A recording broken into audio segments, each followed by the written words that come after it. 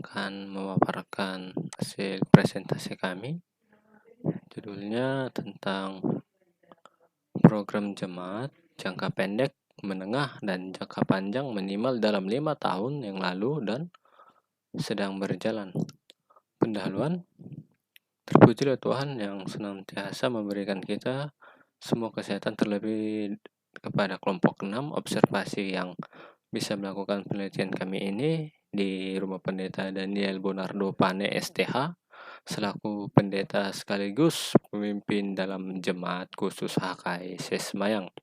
Penelitian ini kami lakukan pada tanggal 24 Februari 2021. Adapun maksud kami untuk melakukan penelitian ini adalah guna mendapatkan informasi akan program jemaat yang ada di gereja HKIC Semayang, apa yang menjadi program jangka panjang, menengah, dan jangka pendek dalam gereja HKIC Semayang ini.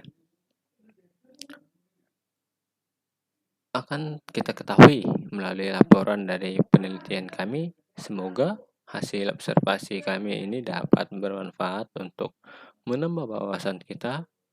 Terima kasih.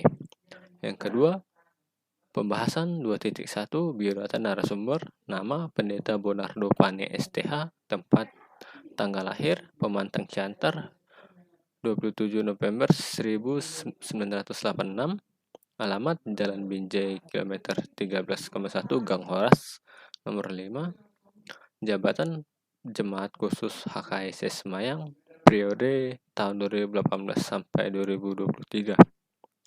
2.2 Sekilas latar belakang berdirinya HKIC Semayang. Latar belakang berdirinya HKIC Semayang ini karena kerinduan untuk bersekutu, berkumpul bersama-sama antara anak-anak HKI yang merantau dari berbagai tempat dan itu paling banyak adalah para buruh di pabrik-pabrik yang ada di sekitar sini, di mana pada dasarnya mereka memang anak-anak HKI. HKI Semayang ini dahulunya Gereja Pagaran oleh Resort Medan 1 Dahlia, di mana pendeta resortnya adalah Pendeta H. Mangunsong, dan terjadi pemekaran di Medan 1 Dahlia menjadi HKI Sempurna dan mengalami pemekaran lagi sehingga menjadi pendeta resort pertama di gereja HKI ini. Setelah menjadi resort tahun 2013 adalah Pendeta Sud Siagian STH, dan pendeta kedua setelah pendeta adalah Pendeta Leonardo Simanjuntak, dan sekarang menjadi pendeta resort tersebut adalah narasumber sendiri, yaitu Pendeta Daniel Bonardo Pane STH. Tahun 2012 HKIC Semayang menjadi pagaran oleh Resort HKI Sempurna, dan pada tahun 2013 terjadi pemekaran sehingga menjadi resort khusus. Yang dimaksud dengan resort khusus adalah gereja yang tidak memiliki pagaran dan tidak memiliki guru huriah. Jabatan pemimpin jemaat dan pemimpin resort dirangkap oleh pendeta resort. Struktur kepengurusan dalam HKIC Semayang. Yang pertama, pendeta resort, yang sebelah kiri bendahara, di sebelah kanan majelis resort atau BPKR. Di bawah pendeta resort adalah penatua, di bawah penatua ialah jemaat. 2.4 Tujuan pembuatan program HKIC Semayang. Tujuan pembuatan program di HKIC Semayang ini ialah supaya HKIC Semayang ikut dalam tugas penggembalaan dan pentah tugas di dalam gereja. Ada keunikan pada tugas gereja di HKIC Semayang ini. Memiliki 5 tugas yang dibandingkan dengan gereja-gereja lain yang masih menggunakan tugas panggilan gereja.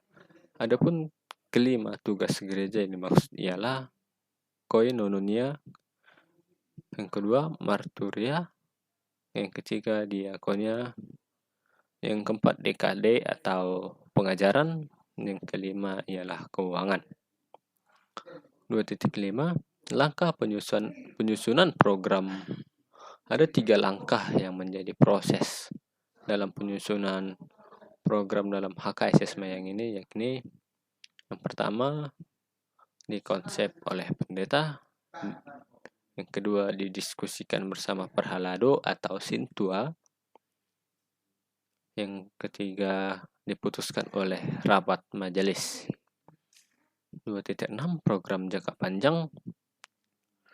Yang menjadi program jangka panjang di gereja HKS Semayang ini hingga sekarang adalah pembuatan gedung sekolah minggu dengan metode memperluas lahan dan melaksanakan pesta pembangunan, di mana ini dilakukan guna anak-anak sekolah minggu mempunyai gedung mereka sendiri untuk melaksanakan peribadahan setiap minggunya dan cukup dalam pembagian kelas mereka, di mana dana yang diperoleh untuk mencapai hasil yang maksimal dalam program ini diperoleh dari usaha jemaat melalui kontribusi jemaat dan sumbangan dari berbagai pihak yang tidak terikat. 2.6.1 kendala yang dihadapi. Adapun yang menjadi hambatan atau kendala dalam melakukan program ini ialah yang pertama yaitu COVID-19, yang kedua konflik yang ada terjadi di jemaat, dan yang ketiga adalah potensi. Potensi dalam hal ini adalah keuangan jemaat, di mana sebanyak 85% jemaat di HKS Semayang adalah seorang buruh pabrik. 2.6.2 prosesnya hingga kini. Pelaksanaan program jangka panjang ini masih tetap optimis bagi semua jemaat di HKS Semayang dan berharap program ini terlaksana dengan melakukan berbagai metode, baik dengan metode yang tertunda karena COVID dan dengan pendekatan personal kepada beberapa pihak yang terkait, contohnya kepada pabrik-pabrik di sekitar dan pemerintah. 2.7 program jangka menengah. Dan yang menjadi program jangka menengah dalam HKI Semayang ini adalah pendataan secara database, mengadakan inventaris dan alat-alat musik modern. 2.1 kendala yang dihadapi, hambatan dan tantangan yang dihadapi di jangka menengah ini adalah kekurangnya potensi dalam memakai alat musik modern, di mana belum cukup potensi dari jemaat yang bisa memainkan alat-alat musik modern. Contohnya di bagian organ, saat nanti kami membeli alat musik organ, maka orang yang akan memainkan atau sebagai organis ialah organis yang menjadi kendala atau tidak ada bagi kami. 2.7.2 proses hingga kini. Narasumber mengatakan bahwasannya mereka tetap optimis dan berharap dalam jemaat ini, di mana mereka masih yakin akan adanya potensi-potensi baru yang bisa mengambil bagian dalam pemakaian alat musik modern. Dalam jangka pendek, dan ada menjadi salah satu program jangka pendek di gereja HKS Semayang ini adalah periodisasi yang akan dilaksanakan pada April 21 tahun 2021 tanggal 3 dan bulan 4.